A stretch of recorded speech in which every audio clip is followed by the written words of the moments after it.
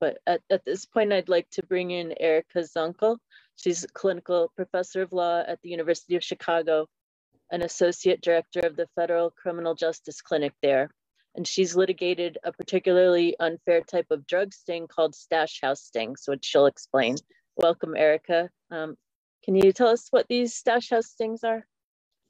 Thank you, Kathy, for having me. And I just wanted to acknowledge Beverly's story, and my heart really breaks for you and your family. And I'm thankful for the opportunity to, hear that. And it's a reminder of how devastating these stings are, whether it's the stash house sting or a terrorism, sting. It's wasting people's lives and so much potential, and there's so much loss. So the fake stash house sting is pretty much what it sounds like. This is a tactic that the government has been using since the 1980s. It began at the height of the war on drugs. And it was seen, and presented as a way to somehow get, the worst of the worst. That's at least how the government has defended the fake stash house sting. And what we know from working on a number of these cases is that just has not been borne out in reality at all. The people that are targeted are very vulnerable, sometimes have mental health or substance abuse issues. And the whole playbook of what the government does is they use an informant to go target an individual and say, hey, do you want to rob this stash house? There's going to be lots of drugs, easy payday is essentially how it's described. And oftentimes this is a lot of conversation between the informant and the person that's being targeted.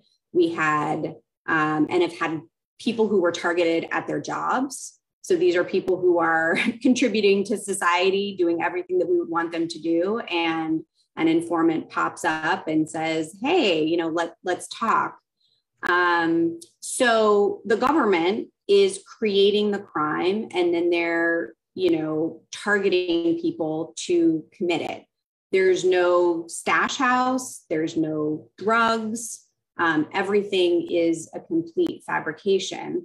But in these conversations that the informants and the undercover agents have with the targets, they're building up, you need to bring people to this. So, once the initial target agrees, then it's, we need a crew of people to do this. So go get your friends. And then they're bringing in friends.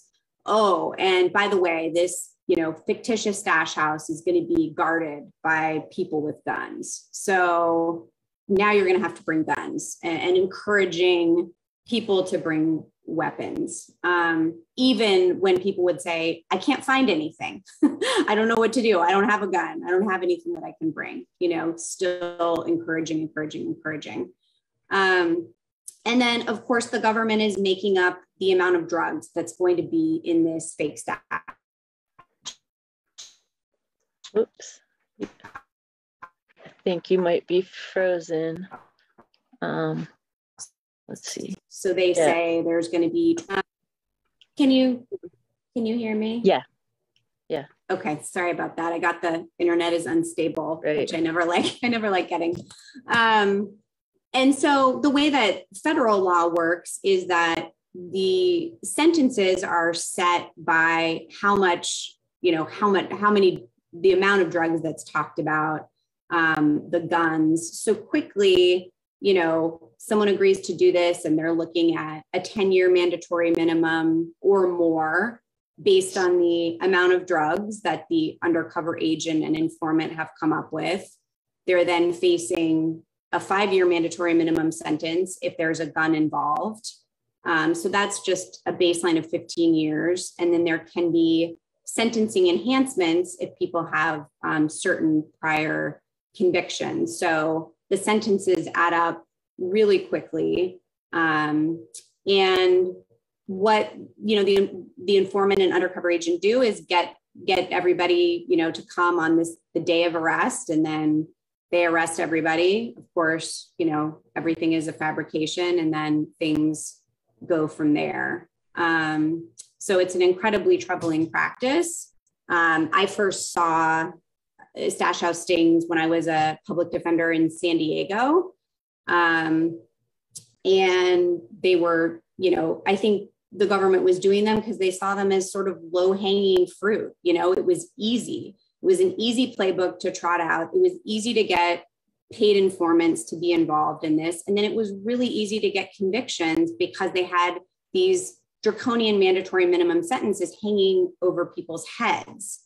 And so people are rationally saying, I don't want to go to prison for a mandatory minimum term of life behind this, fake made up crime. So I'm going to plead guilty. And then when I came to Chicago, we, in conjunction with the federal defender and criminal defense community here, decided to try to attack these stings on the basis that they were racially discriminatory, because what is very clear from the data in Chicago and around the country is that it's predominantly, Black men who are being targeted for these crimes. So we did many years of litigation to try to expose that, and have had, the success here in Chicago of having the government actually stop, charging these cases. So you argued the discrimination, but how did that go legally? And even if it wasn't successful legally, you can talk about the effect it had that the government pulled back. And are they still doing this, or did they stop? Are they backed off a bit? So they, as I mentioned, they had charged these cases to the hilt. There were 94 people in Chicago between, the early 2000s to the later 2000s that were charged in connection with the fake stash house cases. We ended up representing 43 of those people on this race discrimination litigation. And what we were trying to do is overcome very unfavorable law in this area. It's just, the law is not a way to get justice in these cases, unfortunately, because the standards for what you have to prove, whether you're talking about using entrapment as a defense, that's incredibly hard to do, or if you're talking about racially selective prosecution or law enforcement, because you have to show discriminatory effect and discriminatory intent. So the law has set really high bars, and we did our damnedest to bring statistical evidence. We hired, a criminologist and Jeff Fagan, Professor Jeff Fagan of Columbia, to, look at all of the cases, look at, the people's backgrounds, look at what the ATF's purported criteria was. And, what he ultimately concluded was there's no way that 92% of the people that are targeted happen to be Black men by chance. That would not happen.